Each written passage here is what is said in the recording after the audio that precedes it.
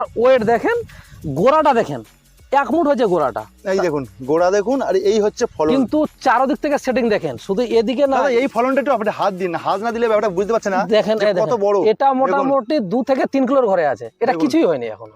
2 থেকে 3 কেজির হচ্ছে এটা এখনো ফলন। কিছুই হয়নি। কিছু হয়নি না, গেল বছর বাগানে সবাই আসে বলছিল 8 কেজি 9 কেজি করে, বলছে এটা পেঁপে না তরমুজ।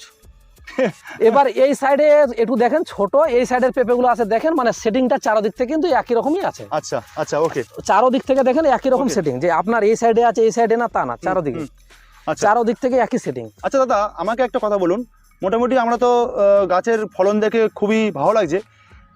1 বিঘেতে কতগুলো চারা লাগাতে 1 পারে? বিঘাতে 400 চারা লাগে। 400 চারা 400 চারা লাগে, আর 400 গাছেই ফল আসবে।